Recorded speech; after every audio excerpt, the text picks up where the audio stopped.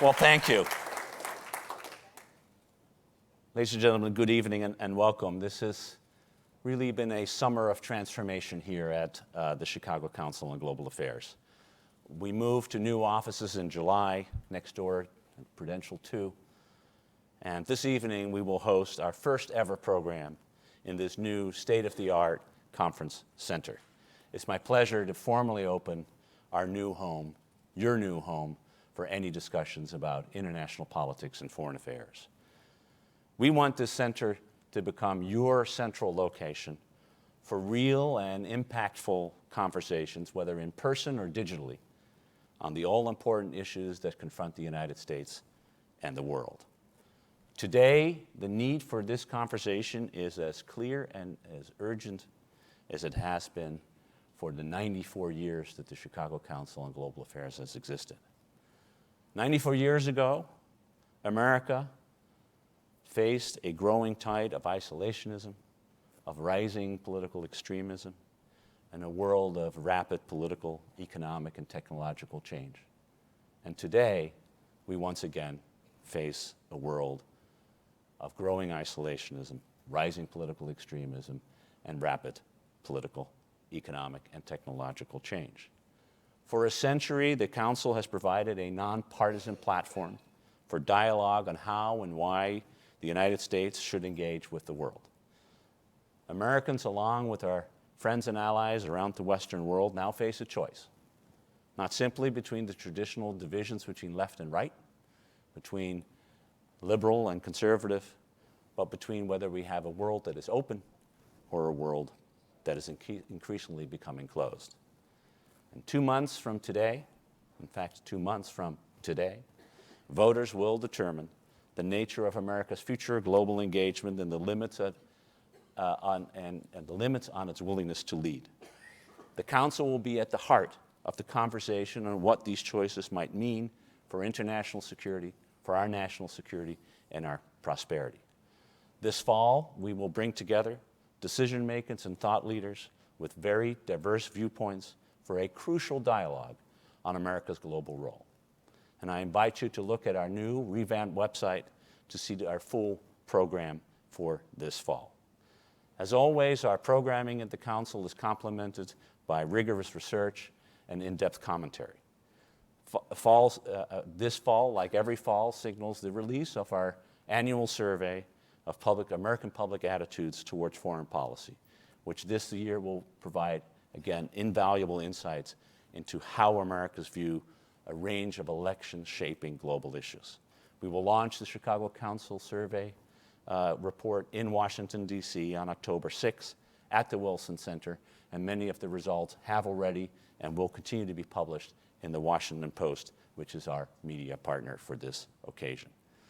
On either side of the elections, we will release a series of policy recommendations and reports on immigration and security, on Chicago's engagement with the world, on how to rebuild a bipartisan consensus on trade, and a host of other issues. Now, this evening's program addresses the central issue of our fall program season and the central issue of the 2016 elections. How can America best respond to the uncertainty and increased complexity confronting our world?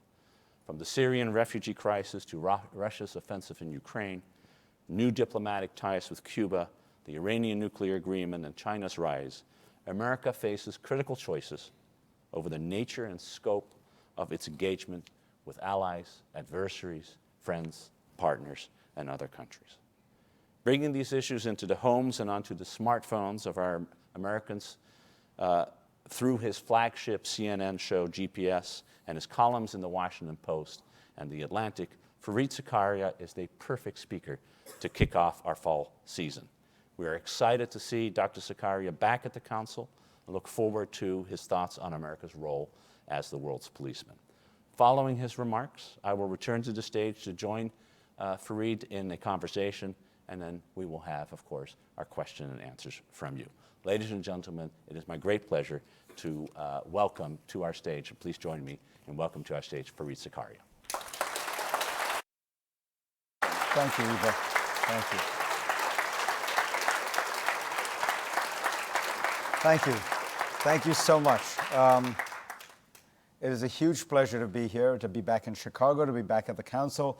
And I have to thank you all for taking the time to sit back and have a serious conversation about America and the world when you could be watching the greatest reality show in the history of American politics, which is this election. It has really been extraordinary, hasn't it?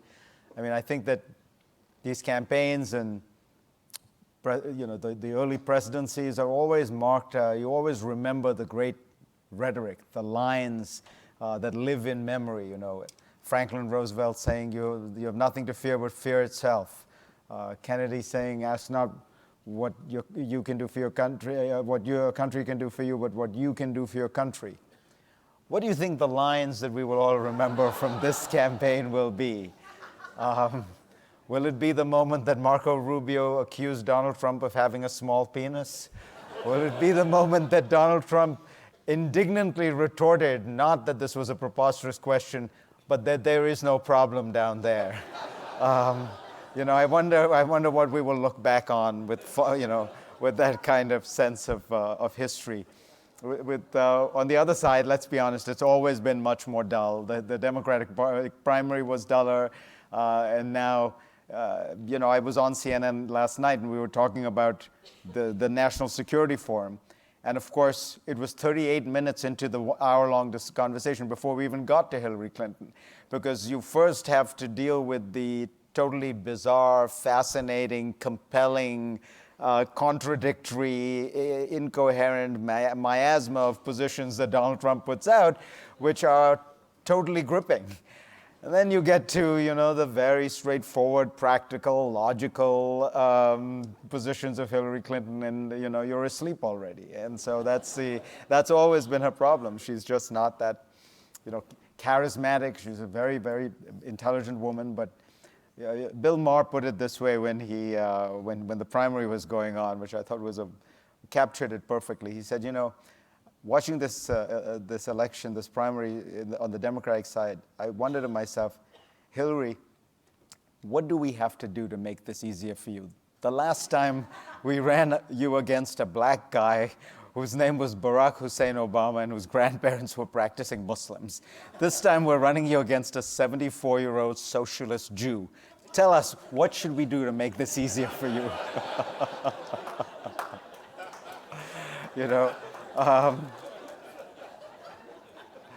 But as I say, she reminds me of the elder George Bush, a man who, was very competent at every job he had ever held, really didn't love to campaign. And you kind of had the feeling during the campaign, what he was saying to you was, just put me in the damn job. I'll do a good one. I'll do this well, I promise you. But look, what I want to talk about is something more serious, which is really at the heart, as Ivo said, of this campaign, even though it rarely gets talked about in these terms, which is, where is the United States now in the world, and what does it mean? Where is the world, in a sense?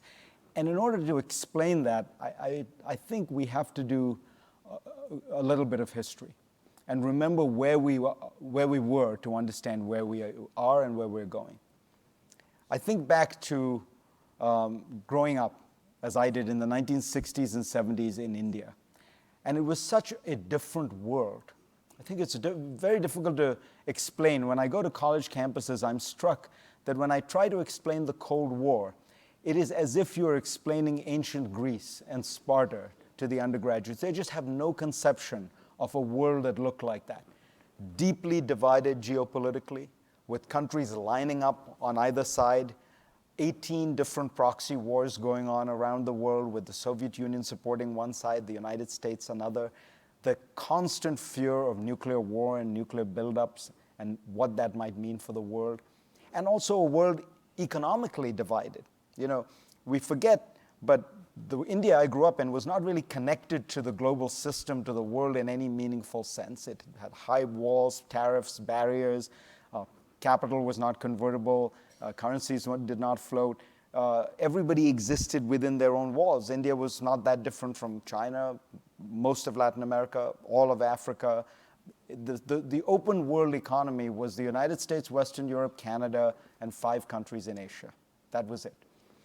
And then comes 1989, the fall of the Berlin Wall, the collapse of communism, and all this is transformed. And you see this extraordinary convergence of the global system, where countries that had for decades practiced socialism, autocracy, authoritarianism, start moving toward democracy, free markets, free trade, a greater sense of integration. They start integrating into a global order that they had for decades and decades vilified as colonial, imperial, unjust. And this begins the transformation of the world that we are now witnessing. It's difficult, again, to remember how the world looked like before that other great change that started to take place around the 1990s started sweeping the world, the information revolution. So if globalization was the one great force, the information revolution was the other. It's difficult to remember, but in 1990, when communism fell, the radical breakthrough technology that spread information and undermined autocracies everywhere was the fax machine. There was a man named Albert Wohlstetter who wrote an essay in the Wall Street Journal explaining this, and the title of the article was "The Fax Will Make You Free." I tried to explain it to my kids. They didn't even know what a fax machine was. There's a moment in the old Wall Street movie with Michael Douglas. I don't know how many of you remember it, where Michael Douglas, this super investment banker, steps out of his great beachfront house in East Hampton to make a phone call. And I showed it to my son a few years ago, and he was about 12 at the time. And he looks at me and he says, "Daddy, is this guy calling in a drone attack?" Because the contraption that Michael Douglas was using to make the phone call was so large and unwieldy, he didn't really associate it immediately with a cell phone. That was the beginning of the information revolution. And those two revolutions start coursing through the international system and transforming societies more than, again, we can ever remember. I was told this by a US diplomat who was in Saudi Arabia. When Saddam Hussein invades Kuwait, the country right next door to Kuwait is, of course, Saudi Arabia. And the Saudis immediately very worried about what they should do. Should they ask the Americans to come in to secure the monarchy, or will that produce an Islamist reaction? Even then, they understood the dilemma they faced. And they decided, the king was 85 years old, ailing. The king in Saudi Arabia is always 85 years old and ailing. They should write that into the constitution. Because they have this snail's pace succession until very recently, where if the king dies, his next oldest brother becomes the king. And I think at that time there were like 66 of them waiting in turn. So by the time it was your turn, you were going to be 85. The current king, by the way, is 87 and in poor health. And they said, let's think about this. Let's not tell anyone that Saddam Hussein invaded Kuwait, our next door neighbor. And for several days, by some accounts for a week, it was a Saudi state secret that their next door neighbor had been invaded. Nowhere, it didn't appear anywhere. Now ask yourself, in today's world, how long would that last, right? 5 minutes, 2 minutes? I mean, you have satellite television, you have news, you have websites, you have cell phones, right? Twitter was originally the original purpose of Twitter was to answer the question, what are you doing? And you had to answer it in 140 characters. So all you needed was some guy in Kuwait to tweet, I'm being invaded by Iraq, and that would be the end of the Saudi state secret. But think about it, governments from time immemorial have controlled information. That has been if you wanted to do a coup in the 1920s, you went for the presidential palace and the radio station, because you wanted the source of power and the source of information. In the 50s, you'd go for the presidential palace and the TV station. Today, where would you go to do a coup?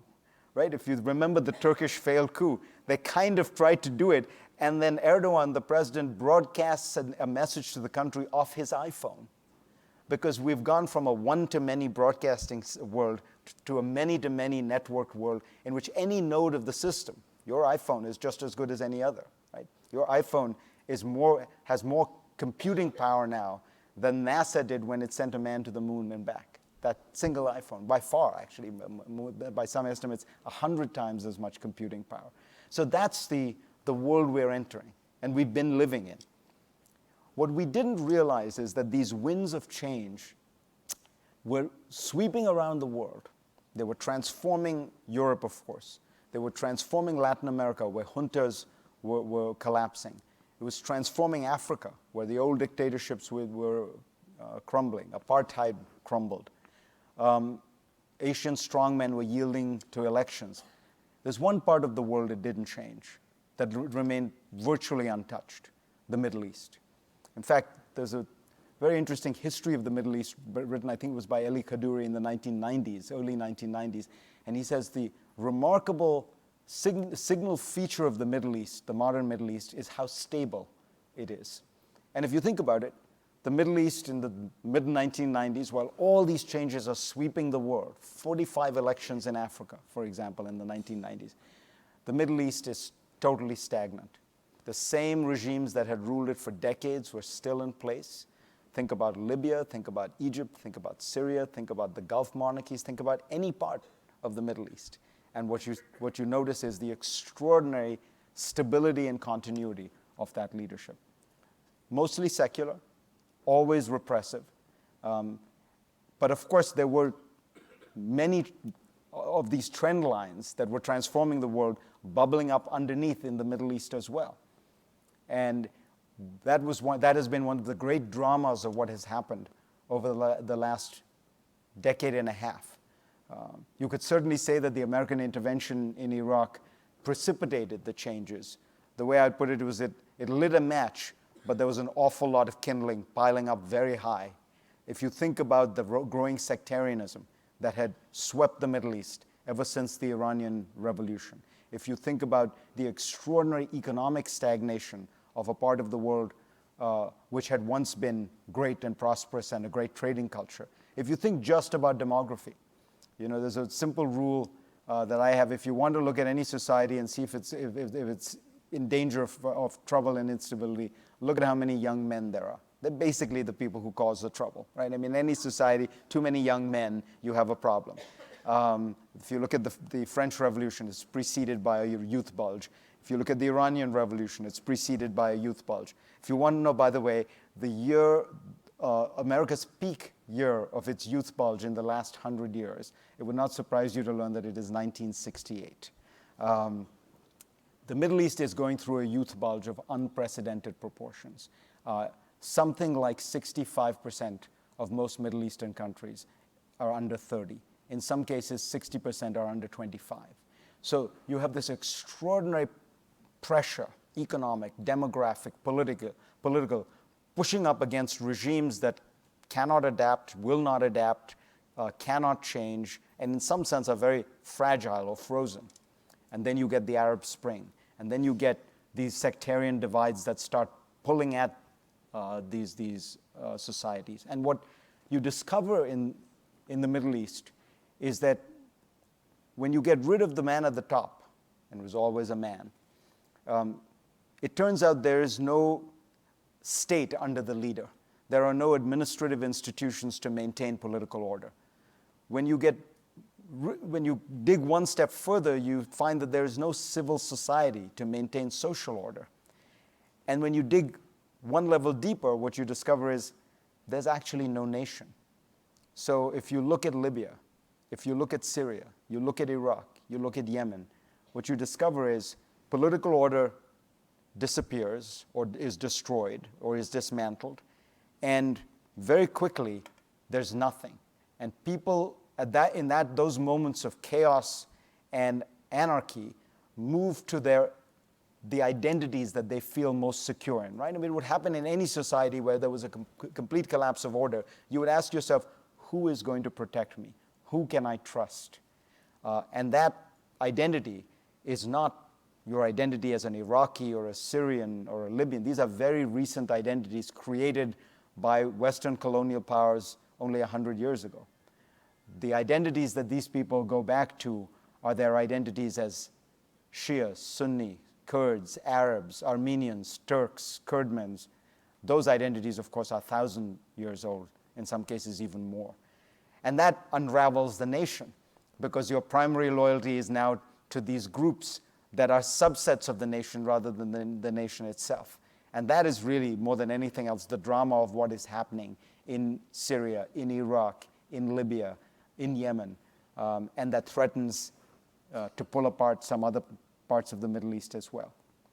It is a historic upending of this entire system.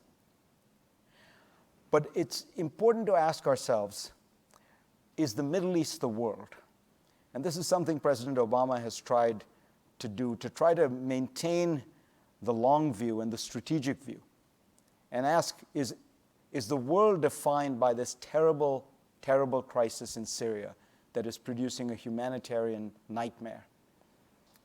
The Middle East is about 300 million people. The world is 7.5 billion people. The Middle East is not particularly important economically. The merchandise exports of the entire Middle East are equal to the merchandise exports of Finland. In other words, in a good year, Nokia used to export more than all of the Arab world. It is not particularly strategic anymore as the United States has become more and more energy independent.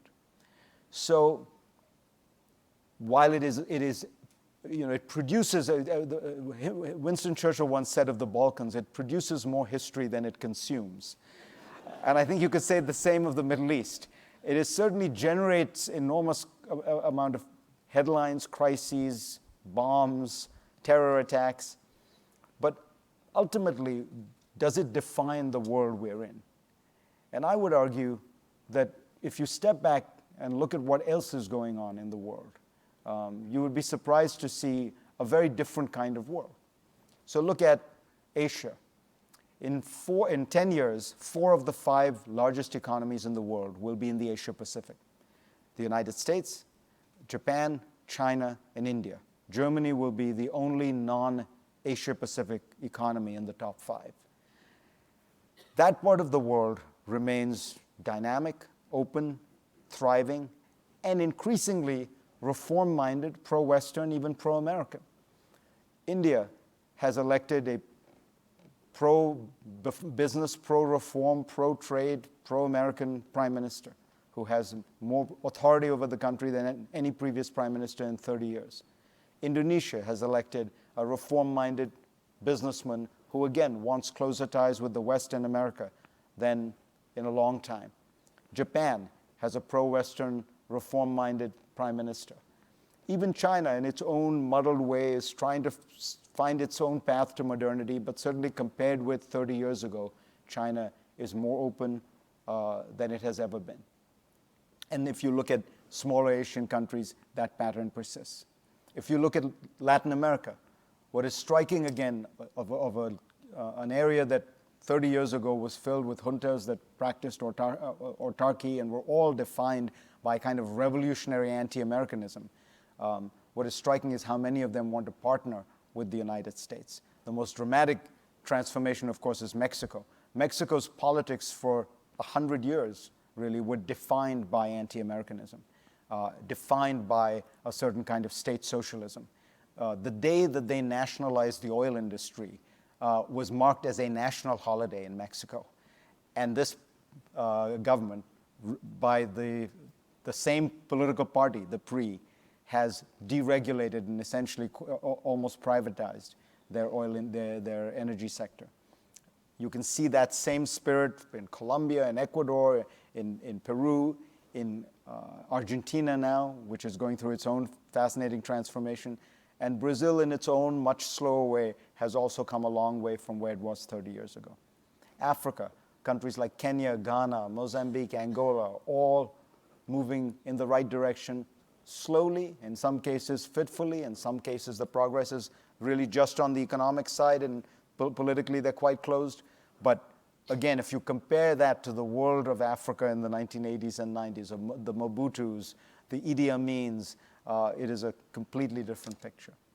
And that, in some ways, is the most heartening aspect of the world that we are living in, that there are so many parts of the world that are actually thriving, that are actually open, that have in some way or the other found a path to modernity. The numbers tell the story very easily. If you look at 1979 as a benchmark year, the number of countries that were growing at 3% or more was about 30, 35, depending on how you count it. Even today, with the slowest growth you've had in 2 decades, the aftermath of the financial crisis and global recession, the number of countries that are growing at over 3% a year is at least 70, by some counts 80. So you have almost triple the number of countries that are successfully participating in the global system. The challenges that remain are enormous. I don't want to in any way suggest that they aren't real. And the United States' response to this world has been fitful and not always the most effective. But it has been trying to figure out, ever since the end of the Cold War, just what America's role should be in upholding, in guaranteeing, in preserving, and in strengthening this global system that I was describing. So if you think about the early 1990s with the debates over the interventions in the Balkans, you will remember this was a time, it's difficult to remember now, but that the Europeans initially were deeply averse to the United States intervening. The Europeans felt this was their problem. They had the political, economic, and indeed military tools to handle it, and they wanted the United States not to jump in. The United States eventually, reluctantly, did get involved. That then triggered a Russian reaction. If you think about what happens by the late 1990s when the East Asian economies start collapsing and the United States jumps in to shore up those economies, to find a way to solve the East Asian crisis. That was another very extraordinary measure that the United States took, first in Mexico and then across East Asia, to try to shore up a system that seemed to be in danger of tottering.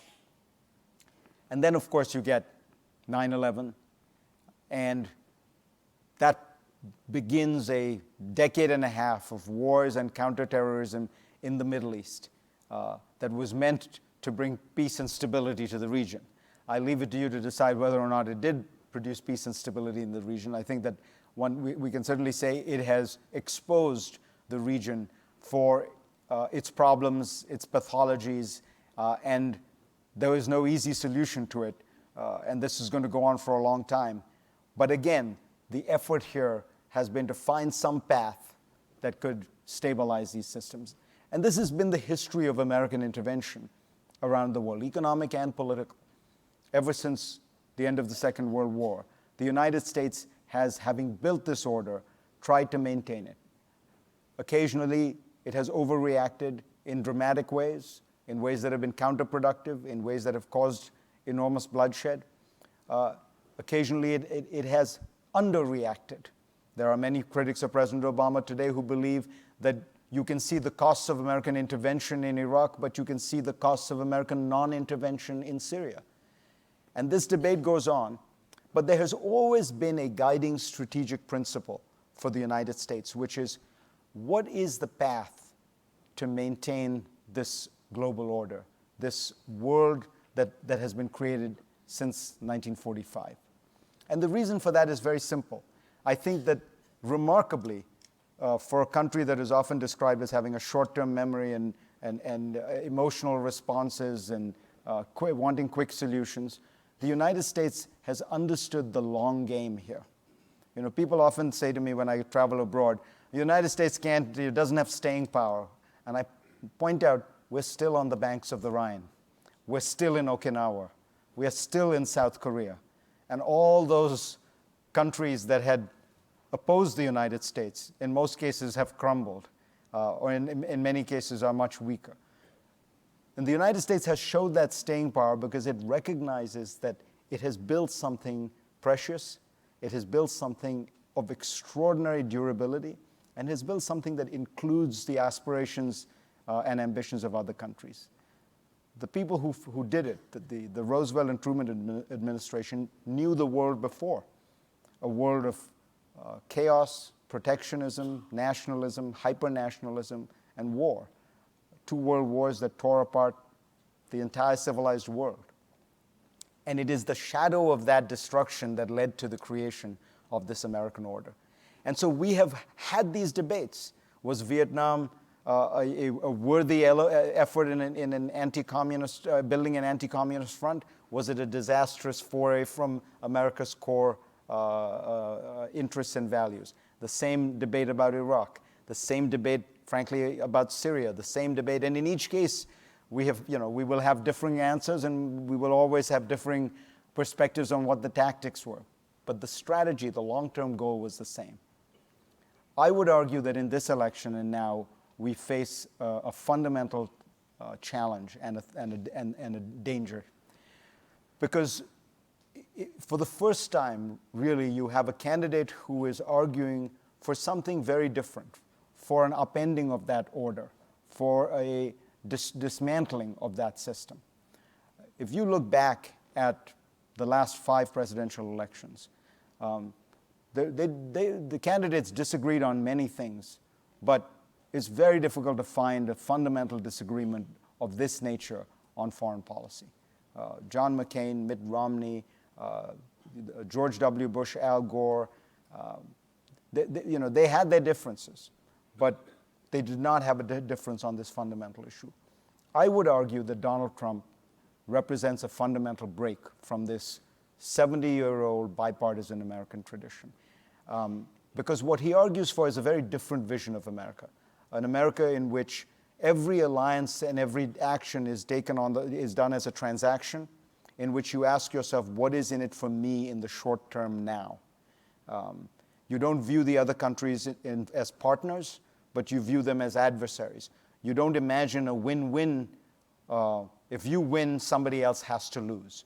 If you listen to Mr. Trump's reaction to his Mexico trip yesterday, it's absolutely fascinating and emblematic. He said, look at what happened with the Mexico trip. I went to Mexico, and the person who organized that trip in Mexico was so humiliated he had to resign. Now think about what he is saying. He is saying, I went there, and I so screwed up their politics that the single most reform-minded, pro-American, pro-Western, political figure in Mexico, the finance minister, was discredited and had to resign. I won, he lost. Without thinking about, well, what does that do to U.S.-Mexican relations? What does that do to the trajectory of Mexico? Why is that a win for the United States to have the most liberal, reform-minded politician be discredited? It's the mentality that says, if I can get the Chinese to put a red carpet on my staircase, I have won, and if I can't, I have lost. Most of life, I think we all know this, is not actually win-lose, it's win-win. Most of the time you're looking for a way in any negotiation for a way for both sides to be satisfied, for both sides to thrive and both sides to prosper. I mean, that's in a sense the genius of capitalism, that you don't have to, the other side doesn't have to lose if you want to win. There are people who feel that way. Gore Vidal very famously said, and Gore Vidal was a famously acerbic, sardonic writer, he said, it is not enough for me to succeed, others must fail. And I think sometimes that is the mentality here. But the broader question, of course, is if the United States takes that attitude towards its NATO allies, if it takes that attitude towards its Asian allies, if it takes that attitude towards the cause of global trade and these larger institutions that it is building, it is going to be very difficult to see how it can be sustained. Because the one lesson of these last 3 decades since the Cold War is that the United States really is at the center of these institutions. The world is changing dramatically. I've described it as a post-American world because I think you have to recognize the growing power, importance, and desires of other countries. 3 decades ago, China made up 2% of global GDP. Today, it's the second largest economy in the world. It makes up 15% of global GDP. 30 years ago, the emerging markets collectively made up 8% of global GDP. Today, they make up 44% of global GDP, and they'll be over 50% in 5 years. Even now, by the way, with all the problems everyone talks about, you will notice the emerging markets are growing, roughly speaking, at twice the pace of the developed world. China, even in its worst year, maybe is growing at 5.5%. we're lucky if we're growing at 2%, Europe is lucky if it's growing at 1%. So that relative shift I talked about persists and endures. But there has to be an organizer in chief, an agenda setter, somebody who brings these things together. Imagine the Paris Climate Conference without the efforts of the United States, without the efforts particularly of the United States, President Obama reaching out to the Chinese and making sure that there was that as the bedrock of the achievement that then led to the climate change talks. Look at the sanctions against Ukraine. Again, difficult to imagine all the European countries which have their own differing perspectives and interests on Russia coming together on it. In place after place, what you find is you need that catalyst. You need that organizer. You need that agenda setter.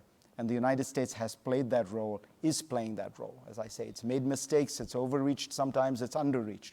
But without it, it is difficult to imagine this order sustaining itself and thriving by itself. And so when people ask, what is the greatest foreign policy challenge the next president faces, they're always thinking about some distant place.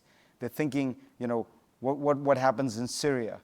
But what happens in Syria, I hate to say, despite the terrible tragedies, is not going to upend global order.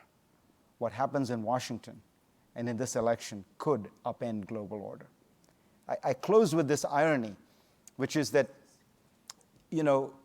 for 75 years, the United States has gone around the world preaching and telling people, please understand, it is in your interest to open up your economies, open up your societies, open up your politics, become more rule-based, become more transparent, integrate with regional bodies, integrate with global systems.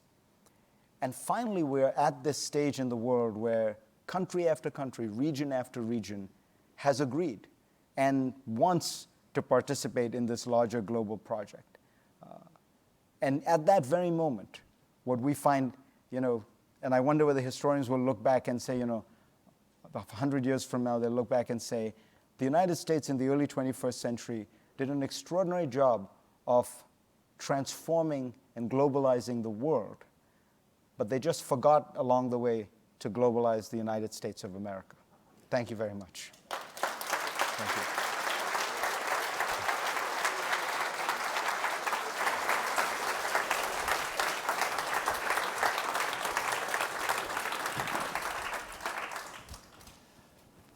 Fareed, thanks very much for that historical overview and putting where we are today in that perspective. And you're preaching to convert it when, at least in this particular person, and perhaps in many people here in the room.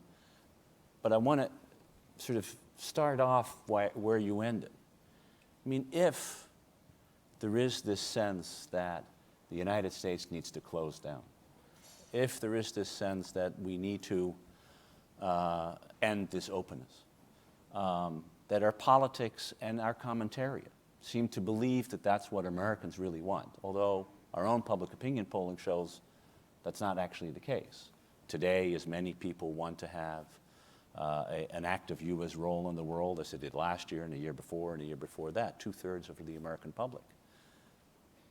Where does this come from? Where does this idea, quite apart from Trump, this more generalized idea that you find in Washington, in the elite circles, in the newspapers, that America wants to retreat from the world, wants to retrench, doesn't like trade, doesn't believe in alliances. How do we explain this? Yeah.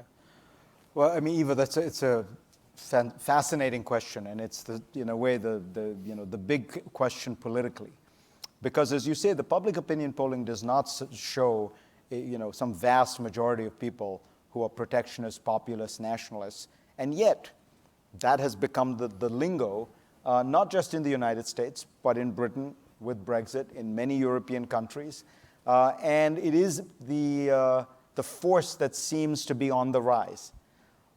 I think there are two things happening here. One is very simple, and this is a kind of fundamental structural problem we face in our democracies, which is that the benefits of openness are thinly dispersed through the whole population. So the fact that we live in this open, trade-based world means that, not just you, but the average middle-class person, family, can buy clothes and food at astonishingly cheap prices.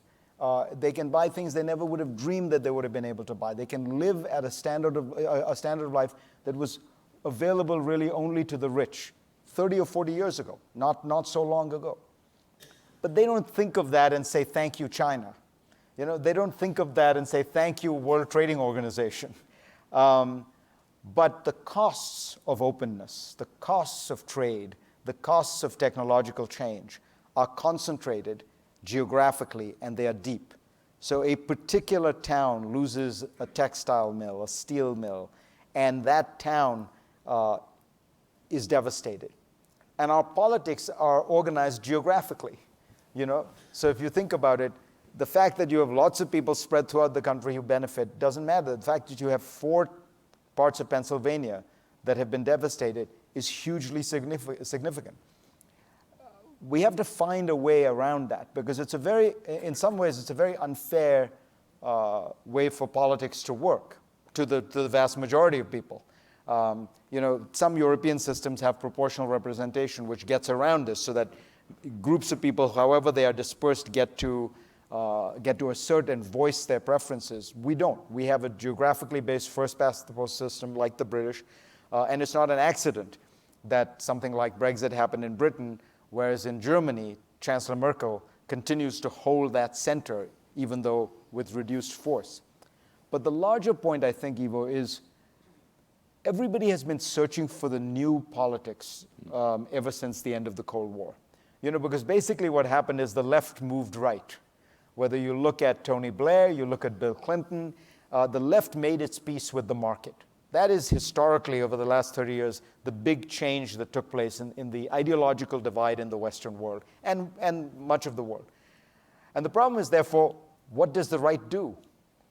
And that has been a problem that every right-wing party has faced all over the world. The way I would describe the Republican answer to that, it was for a long time to retreat into fantasy. That is, ever since Newt Gingrich, and it's not an accident this happened just 6 years after the wall fell, Newt Gingrich decided, well, the Republican Party was going to become the party of radical reactionary change, promising to undo the basic contours of the welfare state. If you think about what the rhetoric of a Ted Cruz and Newt Gingrich, that's what it's all about. Now, I'm not going to argue the pros and cons. I have a classical liberal soul, so there's parts of it that I hear and I think to myself, yeah, it would be much, much cleaner and more elegant to do it. My point is simply, it ain't going to happen. Because the American public likes Social Security. They like Medicare. They like every government program in fact.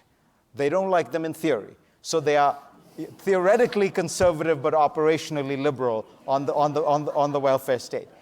And so what happened is the Republican Party just kept selling this message, which was something its hedge fund funders and private equity funders wanted to hear, but they never did anything, right? So they'd come into power in Congress or in the White House, and what they gave you was an expansion of Medicare. What they gave you was a massive expansion of the national security state. What they gave you was more and more government programs. And so that has produced an enormous a kind of sense of discontent and resentment in the Republican Party, a sense that they have been betrayed by their elites, which I think is true. I think it's because their elites were selling them a bill of goods that was never possible, but be that as it may. What Trump discovered is a kind of second, and I think here he has to be given some credit, which was that the Republican Party's base was in a completely different place from where its elites were. The elites were all about free markets, entitlement reform, tax cuts, deregulation. The guy in Appalachia couldn't care less about any of those things. The estate tax is a very distant problem for him, right? And Trump realized this. The first debate, 17 people, they ask, will you cut Social Security and Medicare? As you know, it's an article of faith in the Republican Party in Washington that the way you show you're a man is that you're willing to cut Social Security and Medicare. And they all go one by one saying, yes, of course I'd do it. Trump looks out and says, no, not going to touch it. Why? Because one thing you have to give Trump, he's a good salesman. He knows his customer. And he looks out at that audience and he sees, they're all old people. Why will they want Social Security and Medicare cut?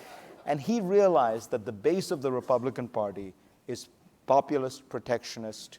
I don't want to characterize it incorrectly, but worried about foreigners changing their way of life, people who look, sound, pray differently, changing their life. And he tapped into that, and he went for it in a way that nobody else was willing to go for it. He, in a way, because he wasn't burdened by, needing the funding of the private equity people or having read too many AEI or Heritage Foundation reports on what republicanism and conservatism are meant to be. He just went where the audience goes. If you watch Trump, that's his genius. He goes into these rallies and he feeds off their energy, and he will say whatever they want to hear. I'm convinced, by the way, that he left Mexico intending to give a moderate speech. He gets to Phoenix and he sees the crowd and feels it, and by the end, he's doing what you heard. That's how every populist works. They feed off the crowd, and that's the part that worries me. Because you're right that the numbers aren't there, but the energy is there. It's a minority, but they have the passion. Let me shift it slightly to the beginning of your talk. When you talked about the Middle East, you described a region that, whether we had intervened or not, was due for transformation. And that in many ways, that transformation would happen whether we were there or not, and frankly, we can't do much about it now that it's happening, now that it's taking place. And then the larger point, I think, of your talk was actually what happens there is very bad for the people who may be living there, but for the United States and for the rest of the world, it may not matter that much. The rest of the world's more important. What's happening in Asia is more important. What's happening in Africa, Latin America, even Europe, is more important than what's happening for the United States than what's happening in the Middle East. So why is it that every foreign policy debate, in every, whether it's political or academic or whatever else, all we talk about is the Middle East? Because fear is a much more powerful motivator than hope. Fear is a much more powerful motivator than any kind of rational understanding of what's going on. The numbers are simple. The number of Americans who have been killed by Islamic terrorists since 9/11 is about 150, and I'm actually being generous in that estimation. The number of Americans who have been killed by gun violence in that same period is 150,000. 150,000. In response to the first, we launched 2 wars, spent $3 trillion, and had the largest expansion of the federal bureaucracy since World War II, and the largest abrogation of America's individual rights and liberties since the McCarthy era. In response to the second, the 150,000 people who die of gun violence, we have done absolutely nothing. Now, if you look at that, you have to ask yourself, what is going on? How are we structured that something like that can happen? And I think a lot of it is just this sense of fear, the fear of the unknown, the fear of the outsider, the fear of, the foreigners. People, there's this sense, I think that to give credit to people who would take the other side, they'd say, yes, but there's a much larger danger there. They could be coming, and they could be coming with nuclear weapons, and they could be coming to impose Sharia law on all of you. And, that's so you can construct this much, much larger danger, largely because you don't know a lot about these people, and you can fear them. Whereas, gun violence, you've lived with it. Somehow life goes on. I'm always asked by people who are friends, do you think I should go to Turkey? I have planned a vacation. And I will often say to them, you realize that Istanbul is significantly safer than Chicago. If you look at the numbers, it's not even close. Every one of these Middle Eastern cities is far safer than most American cities. There's random violence of that kind doesn't happen. But we know this, and we don't know that. And the fear of the unknown, I think, is much, much greater. President Obama, to his credit, has kept trying to keep his eye on the prize and remind people that there is this other world out there. I just spent a couple of hours with him, interviewing him for a documentary we're doing. And I said to him, I asked him the question you asked me, Ivo, but I asked it I said, you're like Michael in Godfather 3. You keep wanting to get out of the family business, but it keeps pulling you back in. You want to get out of the Middle East and pivot to Asia, but then one more thing happens in Syria and you're pulled back in. And he said, great, you're comparing me to Michael Corleone. Well, we'll look for the other answer that he gave as well. I'm going to open it up in a minute, so there are microphones roving around. Think of your question. I'm going to do what I've just criticized. I'm going to stick with the Middle East when I ask you about Syria. Because in some ways, the humanitarian toll of this conflict over the past 5 years is extraordinary. It's larger than in the Balkans. It is on a par of what it was in Rwanda. And in some ways, the number of deaths in Rwanda are larger, but the impact on human beings is far larger. There is an elite consensus, again, in Washington that we need to do more. No one knows what that more is, by the way, but we need to do more. You'll be asked by the next president, whoever she or he is, what would you recommend that the United States try to do about this disaster? Well, first, you're 100% right, Ivo. It is a huge, it's a humanitarian disaster of biblical proportions. It's also not just a humanitarian tragedy. The refugee flows have had an impact on Europe. I don't think that Brexit would have happened without the Syrian refugee crisis. If you listen to Donald Trump, one of his punchlines at every rally is, the 550% increase in Syrian refugees that Hillary Clinton wants, which is, from 3 to 7 or whatever it is, but it's still, sounds very alarming when put in percentage terms. I think that it is also, however, the most complicated international and internal crisis that I have ever studied in the 30 years that I've been looking at this stuff. And I think historically, you have to reach very far to find something of this complexity. Let me give you one way of thinking about it. The United States is opposed to the Assad regime. We are also opposed to the Assad regime's principal military antagonist, ISIS. We're also opposed to the other 2 or 3 largest fighting forces in Syria, which is al-Nusra, Khorasan, the other jihadi groups. So we're basically opposed to everyone fighting, right? We want to intervene and we want to make a difference, but we don't quite know who to support.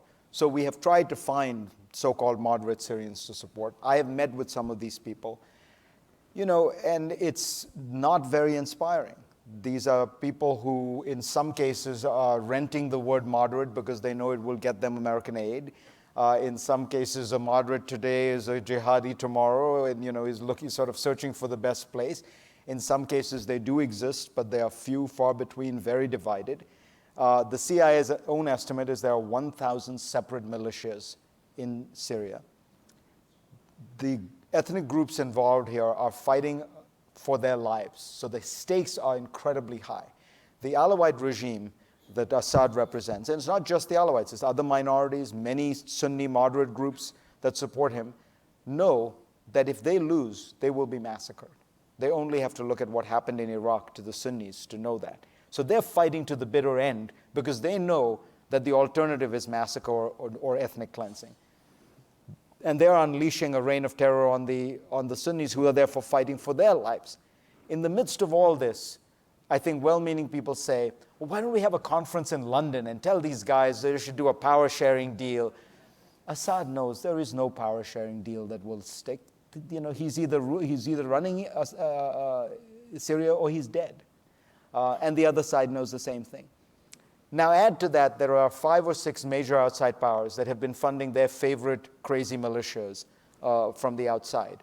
The Turks, the Saudis, the Qataris, the Russians are supporting the Assad regime, and Iran is supporting it. In the midst of all this, does anybody really believe that 25,000 American troops are going to do anything? That we said, send $300 or $400 million and it's going to make any difference? So I think President Obama has been very wise in recognizing that you can do a lot of harm. You can enmesh the United States in a deep, complicated, unending civil war. And that's the principal thing to avoid. What I would advise the next president of the United States to do is we are shamefully lacking in our humanitarian efforts. This is the worst humanitarian crisis of the last half century, probably since the Biafra famine. We should be doing much more. We should be providing aid on a scale that is exponentially larger. And yes, we should be taking in more refugees. We should have that debate. Chancellor Merkel was willing to have it. And by the way, people forget this. She's still the Chancellor of Germany. It's quite possible she would actually win the next election. And she has shown a kind of moral leadership that nobody else in the West has shown. I think it will also prove in the long run to be enormously to Germany's credit. Germany has all of Europe's economies are kind of screwed up in their various ways. The one major economy that isn't is Germany, and it had one problem, which was bad demographics. And she sort of just solved it. Germany has added 1% to its population in 1 year. And if they are able to assimilate these people, it will be a very powerful transformation for Germany in understanding that they can actually take in immigrants, that they can assimilate them. They've actually done pretty well with the Turks so far. I don't think they get enough credit for that. The second thing I would do is say, keep working on a political solution. It may look very messy. It may look very ugly. It may be partition. I think there will probably end up being rump states in Syria, an Alawite state, some kind of crazy Sunni jihadi state, some zones that are, it might end up looking like the Middle Ages, where there are, Aleppo is governed and its region is governed by one group and Damascus by another, and we may have to live with that. And it may take a while for us to get there, but it's worth the effort to keep trying, and it's worth the effort to constantly see if there's some way to cut some kind of deals. I remain less optimistic about that part, but I think that, as you know better than I do, Ivo, in diplomacy, you got to keep trying. The idea that there's some structural reality out there that doesn't change isn't true. It's all impossible until one day something changes, it becomes possible. Well, I think it was George Shultz who said that diplomacy is like gardening. You need to keep watering and weeding and cultivating the soil, and sometimes big, huge, wonderful flowers emerge. We forget that too often. Let me open it up to the audience here, and I'm going to go all the way in the back here in the middle. Yes. Hi. First, I want to say I love GPS, but so you've talked about an open global order centered around the U.S. And I'm wondering, do you have any thoughts on how Russia under Putin has tried to, I suppose, push back against that? Whether we're talking about, say, interventions in Ukraine and Georgia, or even supporting populists in European states. Like, where do you see Russia in this order? It's a great question. I think that the largest sort of tragic aspect to what has happened in international relations in the last 20 years, 25 years, in a kind of broader strategic sense, it's probably not the Middle East, but has been the transformation of Russia, or the revival of a certain kind of Russian nationalism. One of the great extraordinary tricks of not tricks I should say, but achievements of the Truman administration and then the Eisenhower administration was to take former adversaries and to integrate them into the new order and to make them allies. The idea that Germany and Japan would be what they are today, if you had asked somebody in 1945, would have been inconceivable. And that really is it's really an extraordinary achievement. Truman was once asked toward the end of his life what he was proudest of, and this was what he pointed to. And there was that possibility with Russia. And I tend to believe that this is one of those cases where I'm not somebody who believes in large, vast structural reasons. we just got dealt a very bad hand. Boris Yeltsin, who was charismatic and viewed by the Russians as completely legitimate, turned into an old drunk very quickly and lost control of the country, lost a sense of strategic direction at a time when the United States was very generous towards Russia and trying very hard to integrate it. In President Putin's litany of complaints about the United States, he forgets that during those years, the Clinton administration lavished aid on Russia, tried to integrate it, turned the G7 into the G8, promised Russia World Trade Organization membership. Even there was talk about Russia potentially becoming a member of NATO. And there was a whole creation of a new entity called the Partnership for Peace entirely to try to make that eventually something that could be imagined. It hasn't worked out that way, as you point out. Why? Some part of it is that Russia was down on its knees in the early 1990s. When Bush met with Putin, you remember first he looked into his soul and saw a good man. I think if he had looked further, he would have noticed that the price of oil was $15 a barrel. When the price of oil got to be $100 a barrel, Mr. Putin became a very different man. Russia was at that time, when Bush first met him, desperately trying to get its debts forgiven, desperately trying to get Western aid. By the end of it, Bush recalls in his memoirs that Putin was lecturing him on all the bad housing investments that the Russian sovereign wealth fund had made in American housing, and was saying, can't you guys run your economy better? My portfolio is down. So part of it is that Russian power significantly changed, and Putin deserves some credit for stabilizing the Russian state and economy. I wonder, though, whether there is something deeper at work, that there is within Russia a kind of very deep sense of being distinct from and apart from the West, and defining itself as distinct and apart from the West. It's a very different country. It's a vast quasi-Asiatic civilization spanning, at this point, I think 10 time zones, at one point 13 time zones. And it has always had this debate, but in a way the Westernizers have always lost. There's this great debate in Russia between the Westernizers and the Slavophiles. But the Westernizers have tended to lose, and maybe we shouldn't be surprised. And I say that only because it's not just Putin. If you look at the Russian parliament by the end of the 1990s, the Western liberals made up less than 5% of the parliament. It had become a kind of a different place, and the culture had moved. And now if you go to Russia, what I'm struck by is just how virulent the anti-Americanism and largely anti-Westernism is.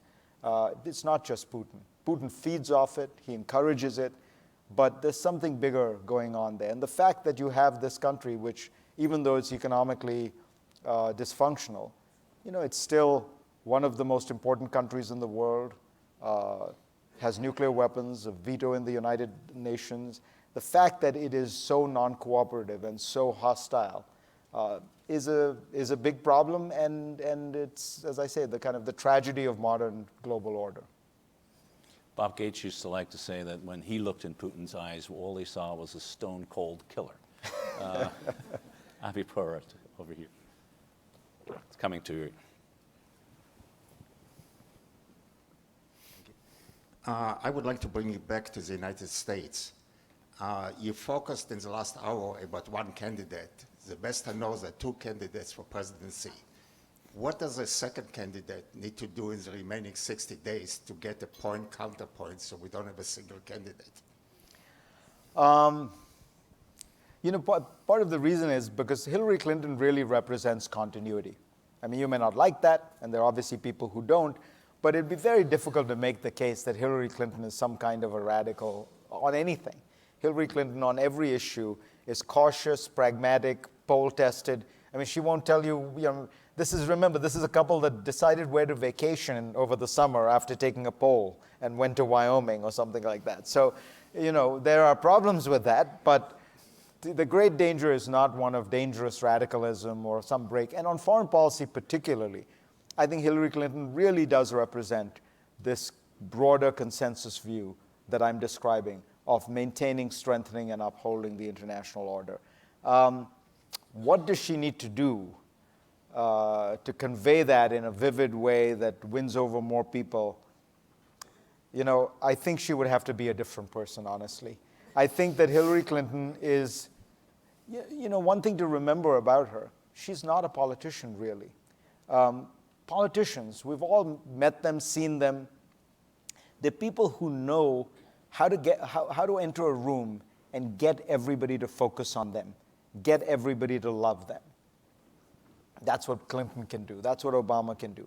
Hillary Clinton didn't become famous bubbling up that way from county hall to county hall, winning local election to local election. She became famous because her husband was a very talented politician.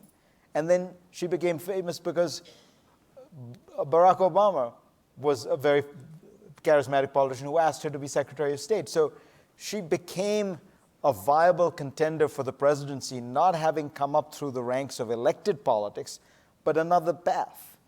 Now, let me repeat, she's a very intelligent person. She's one of the smartest people you will meet. She's very well briefed on everything.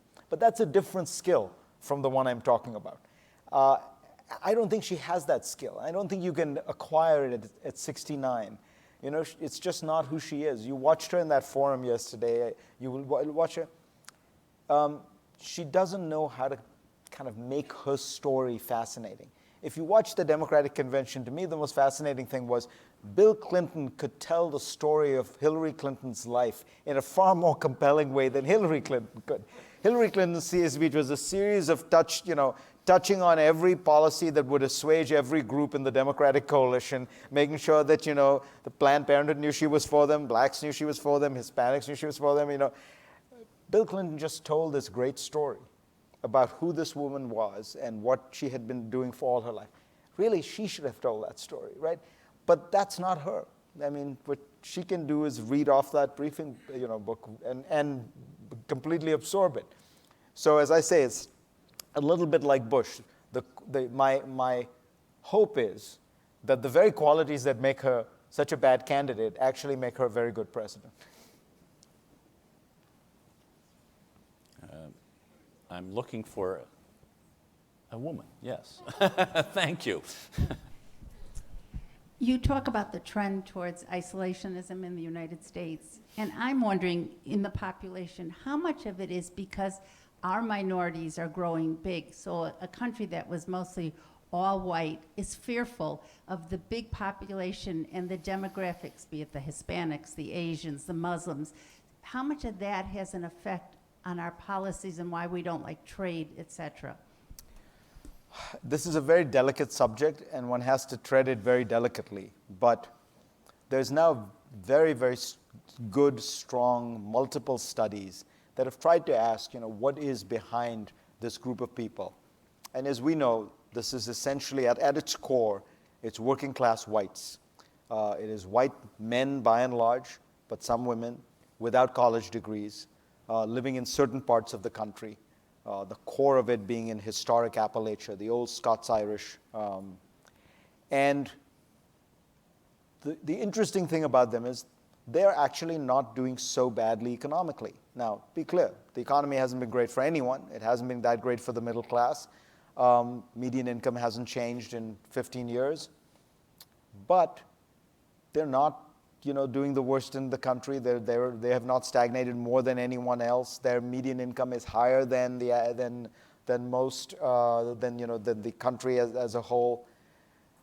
What is distinctive about them is there are certain kinds of attitudes relating to minorities, relating to religion, relating to race. Questions like, do you think too much is made of the problems blacks have in America? If you answer yes to that question, it is a leading indicator that you are likely to support Donald Trump. Now, I want to be clear again. I'm not saying that, that one has to be very clear. The point I'm making is that there are a group of Americans who are not so much the people who have been most economically dispossessed, but people who feel like their way of life their cultural sense of what it is to be American is being overwhelmed and transformed, and that they are losing the country that they once thought they had. And that feeling is more cultural than economic, and it does coincide with issues like race. So it's very tough to talk about, but you see this, by the way, the same thing with Brexit. The issues that really touched people were migrants, foreigners, refugees, not the economics. The pro-Remain side, as it were, won the economic debate, but they lost this cultural debate. It's a tough one to talk about, because the minute you bring it up, the immediate reaction of somebody is to say, I'm not a racist.